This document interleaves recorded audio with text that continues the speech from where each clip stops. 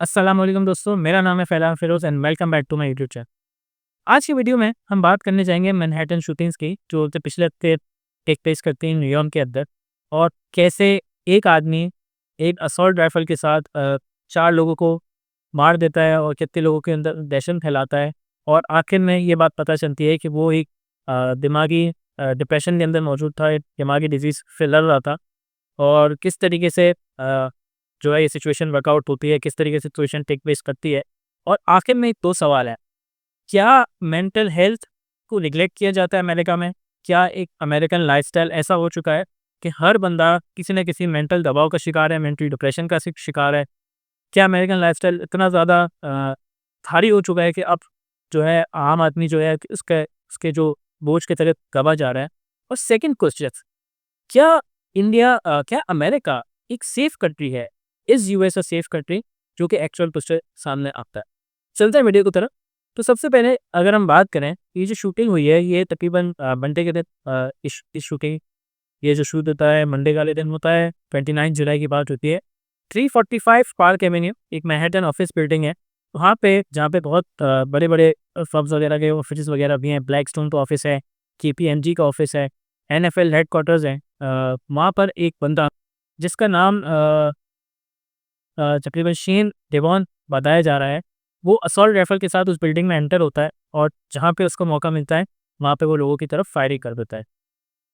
इस पूरे वाक़ये में 4 लोग अपने जान को खो बैठते हैं, जिसमें सबसे ज़्यादा जिसके ऊपर बात की जा रही है वो एनवाईबीडी के एक ऑफ़िसर है, इदारुल इस्लाम का नाम है। इसके अलावा कुछ ब्लैकस्टोन कंपनी के कुछ वर्कर्स थे। इसी तरीके से अगर हम बात करें, रूडेन मैनेजमेंट की कोई वर्कर थी और एक सिक्योरिटी गार्ड था। ये भी अपने जान को खो बैठे हैं। और इसके साथ-साथ एक और वर्कर्स जो है वो काफ़ी ज़्यादा ज़ख्मी हालत में भी पाया जाता है। अच्छा, अगर हम इन बंदे की बात करें तो ये बंदे जो शेन डेवॉन थे, ये तकरीबन 27 साल के आदमी थे और उनका ताल्लुक जो था वो लास वेगास से था। और एक उन्होंने केआर-15 स्टाइल की राइफ़ल जो है वो उन्होंने असेंबल की थी। याद करें उन्होंने याद रखिएगा, ये उन्होंने खरीदी नहीं है। डिफरेंट पार्ट्स को असेंबल करके उन्होंने एक राइफ़ल बनाई है, जिसकी पिक्चर्स वगैरह भी आपको इंटरनेट के ऊपर मिल जाएगी। अब जब उन्होंने ये पूरा का पूरा वाक़या कर दिया, उसके बाद उन्होंने खुशी भी कर ली और एक नोट लिखा जिसमें वो बात कहते हैं कि वो एक क्रोनिक ट्रॉमेटिक एन्सेफेलोपैथी यानी सीपीई करके एक बीमारी है, उससे जूझ रहे थे। और इनका इस तरीके की बीमारी में ये होता है कि जो ब्रेन कंडीशन है, वो बहुत ज़्यादा ख़राब हो जाती है और कोई हेड ट्रॉमा यानी सर पे चोट लगने की वज़ह से उनकी ये कंडीशन हो गई है। और ये जो है वो इस बात से खफ़ा थे कि एनएफएल वगैरह के ऊपर कुछ उनके मामला थे, जिनके ऊपर जिनका ऑफ़िस उसी बिल्डिंग में मौजूद था। तो ये जो शेन डेवॉन करके बंदा था, तो उन्होंने सुसाइड कर ली और रैम्पेज के बाद ये जो उन्होंने पूरा का पूरा अ, एक्टिविटी परफ़ॉर्म की थी, उसके बाद उन्होंने सुसाइड तक। अच्छा, अब मुद्दा ये है कि आखिर इस पूरे इवेंट के बाद अगर हम बात करें, तो क्या ये मास शूटिंग के पहला वाक़या है यूएस में? तो इसका जवाब है बिल्कुल नहीं। मास शूटिंग अमेरिका के अंदर अनफॉर्चुनेटली बहुत ज़्यादा कॉमन हो चुकी है। कहीं न कहीं ये जो सिक्योरिटी पर्सनल हैं, वो इस बात को समझते हैं और आप देखेंगे यूएस की सिक्योरिटी कितनी हार्ड की जाती है, कितनी इसको अच्छा या बेहतर बनाने की कोशिश की जाती है। सो मैंने एक लिस्ट भी बनाने की कोशिश की है कि जिसमें हम बात करें कि कितने इस किस्म की मास शूटिंग पिछले 5, 6, 7 सालों के अंदर हुई है। तो अगर हम एक-एक करके चलें, तो अगर हम बात करें तो सबसे पहले मास शूटिंग लास वेगास की बात करते हैं, अक्टूबर 1, 2017 हार्वेस्ट म्यूज़िक फेस्टिवल की बात करते हैं। 58 लोग अपनी जान खो बैठते हैं, जबकि तकरीबन 500 समथिंग अफराद इसके अंदर ज़ख्मी हो जाते हैं। अच्छा, इसके अंदर ये अगर हम डिटेल्स की बात करें तो जो शूटर था उन्होंने एक रूम के अंदर से लोगों के ऊपर फायरिंग करी और मल्टीपल राइफल्स वगैरह को यूज़ किया।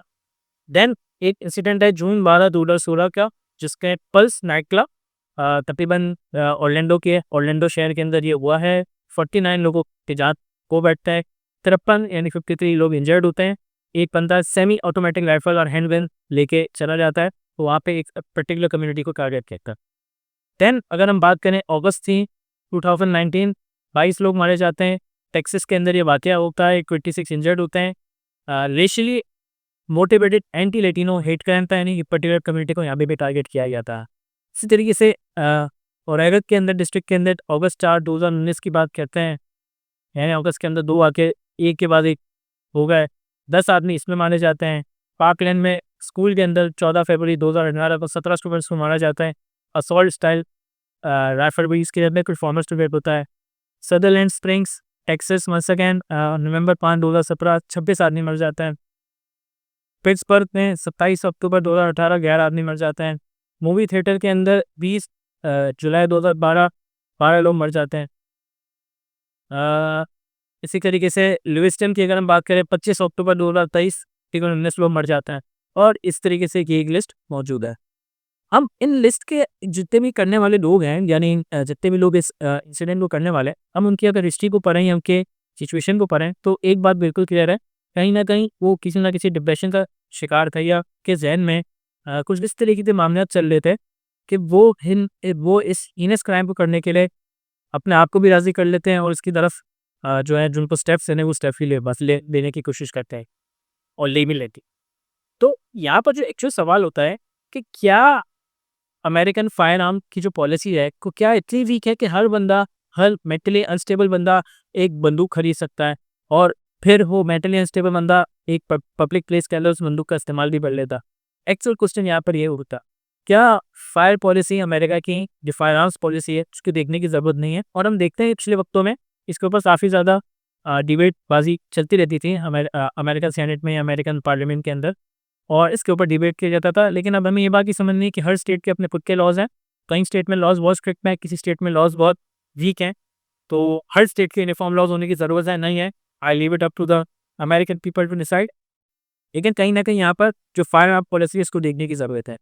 इसके साथ साथ मेंटल हेल्थ एंड आइसोलेशन की अगर हम बात करें कि कहीं ना कहीं इसके लिए कि साइकोलॉजिकल डिसऑर्डर हुआ होते हैं जो कि एक आम आदमी को, जो कि जिसका पहले कोई पर्टिकुलर क्राइम रिकॉर्ड नहीं होता, उसको इतने ज़्यादा हीनस क्राइम, इतने ज़्यादा दर्दनाक किस्म के क्राइम को करने के मजबूर कर दिया जाता है।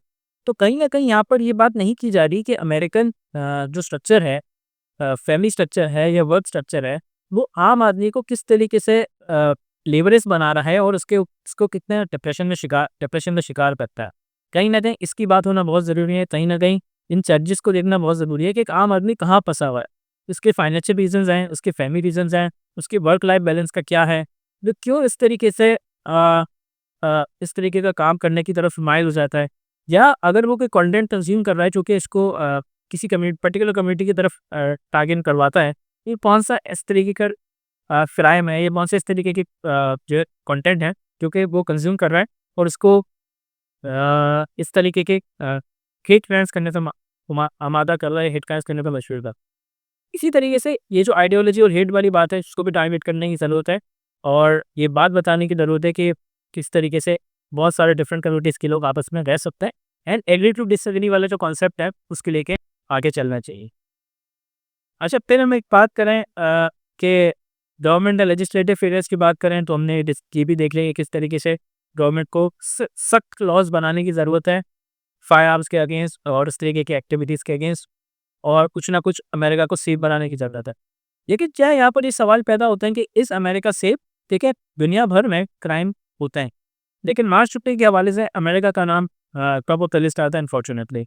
तो कहीं ना कहीं अमेरिका को सेफ बनाना पड़ेगा और आम पब्लिक के लिए सेफ करना पड़ेगा और डिफरेंट कम्युनिटीज़ के दरमियान जो हेट का कंटेंट बनाते हैं लोग, हेट को प्रमोट करने की बात करते हैं, उनको टारगेट करना होगा और उनसे बेसिकली अमेरिका की जान छुड़वानी होगी। और जो कहना चाहिए हमारा डेमोक्रेसी वाली बात है कि हर किसी के पास हर कुछ कहने का इख्तियार है, वो थोड़ा बहुत अमेरिका को देखना होगा कि हर बंदा हर कुछ नहीं कह सकता। कहीं ना कहीं अगर हम ग्लोबल कम्युनिटीज़ की बात करें उनका ख्याल रख के इस तरीके के कंटेंट क्रिएटर्स को टारगेट करने की ज़रूरत है। लेकिन दुनिया की हर उस पर क्राइम होता है तो America is still one of the safer countries in the world. आप बिल्कुल अमेरिका जाएं अगर आपको मौका मिलता है, और डिफरेंट कम्युनिटीज अगर अमेरिका में रह रही हैं तो हम खुद देखते हैं, हमारे रिश्तेदार वगैरह दोस्त वगैरह अमेरिका से आते हैं, कितने अमेरिका की तारीफ करते हैं। चाह के एक इंसान दूसरे इंसान से एक इंसान दूसरे इंसान में ज़्यादा डिफरेंस नहीं होता। डिफरेंट कम्युनिटीज़ की अगर आप बात करें, सब अच्छा एक दूसरे के बारे में सोचना चाहते हैं, और जब हम ह्यूमन लेवल पे बात करते हैं तो सब के अंदर ह्यूमैनिटी का कोई ना कोई पोर्शन होता है। और आप देखेंगे कि डिफरेंट सिचुएशंस के अंदर कैसे बिला तफरीक लोगों की मदद की जाती है, चाहे वो फ्लड्स की बात करें, हरिकेन्स की बात करें, चर्चेस के दरवाजे खुल जाते हैं, मस्जिद के दरवाजे खुल जाते हैं, डिफरेंट कम्युनिटी सेंटर्स के दरवाजे खुल जाते हैं। तो ऐसा ही होना चाहिए और इसी तरीके से जो इकोनॉमीज़ हैं, दुनिया की जो कंट्रीज़ हैं, वो ग्रोथ की तरफ जा रहे हैं। तो is America the safest country in the world?